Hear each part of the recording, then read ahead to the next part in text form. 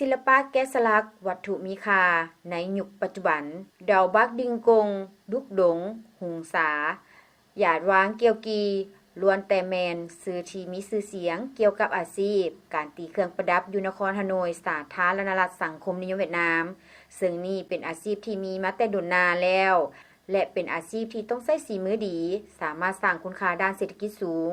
เมื่อมมณีนครฮานอยได้จัดงานวางแสดงบรรดาผลิตภัณฑ์เครื่องประดับขึ้นและได้มีบรรดานายสร้างนำเอาผลิตภัณฑ์ของตนเข้ามาวางแสดง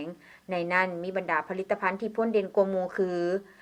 เล่มเงินเล่มคำของนายสร้างหวูส่วนดง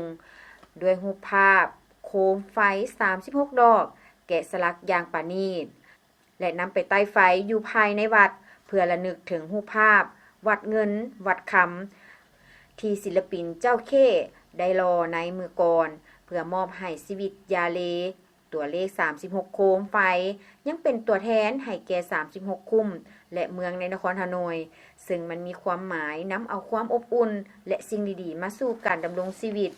นอกนั้นบรรดาผลิตภัณฑ์อื่นๆที่ได้นำมาวางแสดงในครั้งนี้ก็เป็นการแสดงถึงรูปภาพในอดีตและปัจจุบันนั่นคือกันรูปภาพของนักสร้างภาพวิลลิสคราฟอสที่ถ่ายรูปถนนฮางบาร์กเมื่อ40ปีก่อนและบรรดารูปภาพการโฆษณาบรรดาห้านขายวัตถุมีค่าในเมื่อก่อน